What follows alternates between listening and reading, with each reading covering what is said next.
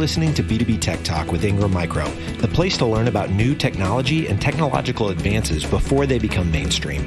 This podcast is sponsored by Ingram Micro's Imagine Next. It's not about the destination. It's about going someplace you never thought possible. Go to imaginenext.ingrammicro.com to find out more. Let's get into it. Welcome to B2B Tech Talk with Ingram Micro. I'm your host, Shelby Skrhak, and our guest today is Jeremy Snow, System Engineer for Veritas. Jeremy, welcome. Thank you, Shelby. Thank you for having me. Excellent. Well, today we're focusing on the cloud offerings from Veritas. But first, Jeremy, tell us about Veritas and your role there. Sure. Well, let's talk about Veritas for a second. You know, a lot of people know us, and we've been around for about 30 plus years when it comes to data protection. A lot of people just know us for data protection, but we're really sort of a larger scope. We fall into three categories called API, availability, protection, and insights, but we're really a data management company. So not only do we protect data, but we give you analytics about that information, including with technologies and features where you're able to actually have high availability for some of those critical applications. So we have quite a large portfolio and a lot of success over the 30 plus years. So Veritas is known for data protection and backup solutions, but I understand the last few years they've really expanded their focus on cloud and cloud capabilities. I guess if you could expand a little bit on that, what does that mean? Well, how and why are the focuses moving to cloud? Yeah, well, there's a lot of convenience now as far as cloud goes. We're seeing a lot of our customers where they really want to focus on the projects they have and the applications they're trying to develop versus actually having to maintain and manage some of these data centers. So we're seeing a lot of our customers where they really want to just give that workload to someone else and be able to have that access. I mean, you also look at when COVID happened, the pandemic, where a lot of people were restricted to going into the data centers. And so they had these restrictions where they needed to start building some of their infrastructure, but they just didn't have the access to it. And so, having a quicker return time as far as building your infrastructure and the backbone to what you need for your applications, and then of course, just not having to manage that and being able to focus on your actual projects. These are big convenience. And just the agility that basically, if you do need to expand, if let's just say you're running out of storage, you're running out of, some type of computer infrastructure, you don't have to wait to go and put in a PO, and wait for that hardware to come into the data center, wait for someone to install it and deploy it. You have, with a click of the button, essentially, you're able to actually get that infrastructure and move forward with your project. And so there's no bottlenecks when it comes to your data center itself. And so, and plus there's a lot of added features and functionalities that you'll get, services that you can actually add on to your infrastructure. And so it's very convenient, obviously. Yeah, well, we know that the world operates on the cloud or multi-cloud, hybrid cloud, but so do those bad actors. So for those that are unaware, I guess, why is cloud data or storage so challenging to protect?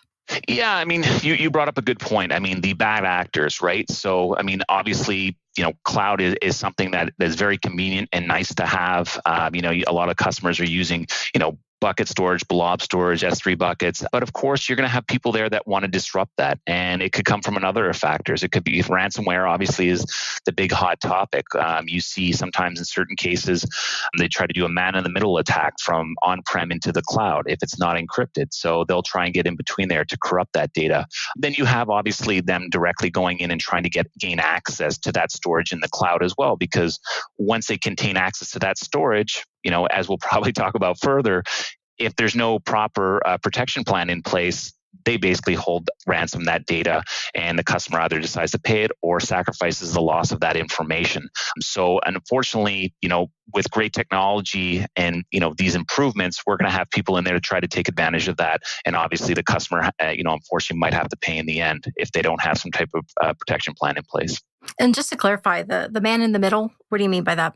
Essentially, just the data in transit. If any information is being sent, let's say locally from a data center into the cloud, they might try to sort of, in transit, try and grab some of that. They try to sort of interfere with that communication in between the cloud. And, they might try to either obtain that data or corrupt it when it gets to the cloud. And again, just another strategy of being able to, ransomware and try to obtain some of that information. Well, so when we look at cloud data and storage, there's a lot to protect there. And I think that there's maybe some assumptions of what is safe, what is not safe, what is protected, what is not protected. So I guess What would you say are some of the biggest fallacies about cloud data or storage? Yeah, and we can talk as a whole, and I can give you some examples. Most people feel that once your data is, let's say, in the cloud, it is protected, and it depends what your definition of protection is. Realistically, there's a level of redundancy towards that data. So if a couple of disks fail, or let's say even a data center fails, usually there's at least another copy in a closed data center. But that's really where it kind of stops. And that's what people don't understand, is that your data at that point, it doesn't stop anything from accidental deletions. We see this quite commonly, that whoever does have access and whose hands are into that storage, they could delete it either intentionally or accidentally. And then, of course, earlier what we spoke about is ransomware as well. So for whatever reason, if they get a hold of this copy of this data, at that point, if you don't have another copy of it to recover from, you, as we said before, you either pay that ransom and hopefully get that data back, or you just forfeit that information, and hopefully it's not personal information that could damage your company's reputation, which is also another associated cost, right? So, it's a tricky game. And so, other conversations, a lot of big conversations I'm having is around Office 365. That's another set of data that's, running in the cloud, but people think that is protected, and it's really not. So accidental deletions of emails and intentional deletions of emails. And, we see quite commonly ransomware getting a hold of these accounts and holding these emails, which has critical information, business information, again, which would have a huge impact on the company. So all this information is not protected. It just has a certain level of redundancy in the back end. So you definitely need a protection plan in place if you want to make sure that you don't become a victim to, let's say, ransomware, or, as we said, other possible scenarios of deletion, accidental or not accidental. Well, so then tell us about Veritas cloud solutions and how they work. Yeah, absolutely. So, earlier we spoke about it, where, we have a very large portfolio of solutions, and it can be anywhere from, obviously, what we're very well known for is data protection, to solutions that'll help keep your critical applications running almost at zero downtime.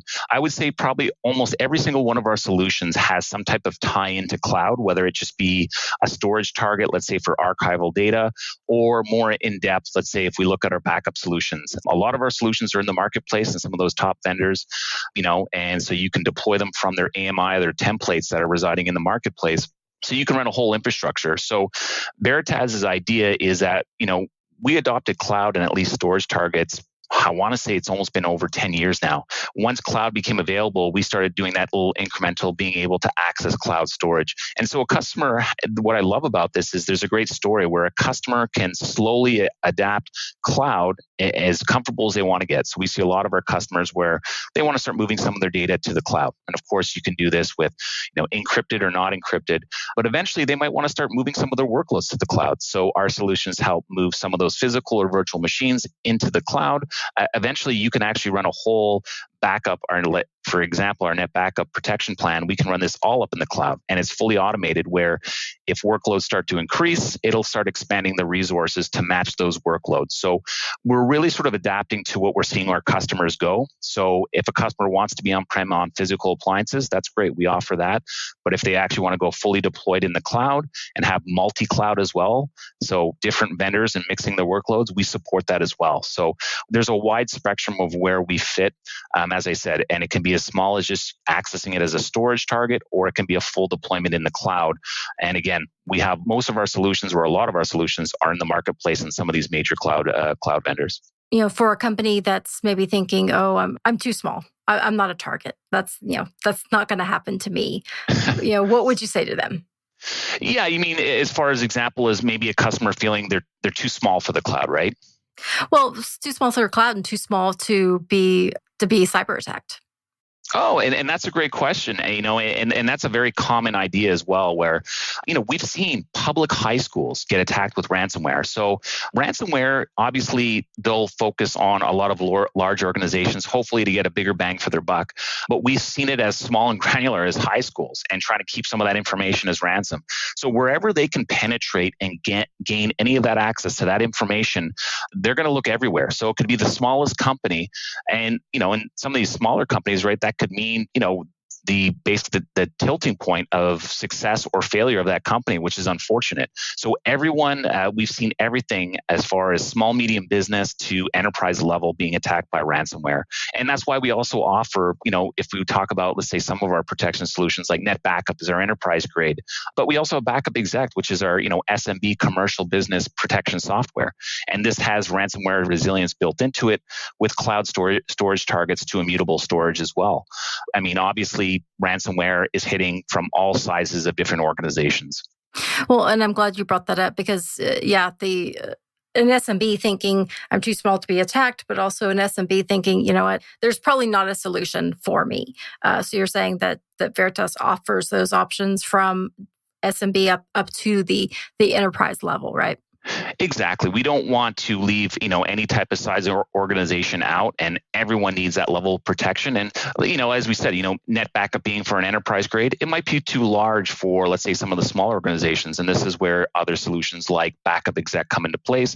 It's a smaller footprint and obviously a lot easier to grow in a smaller business. And you don't necessarily need that large enterprise footprint for your protection plan.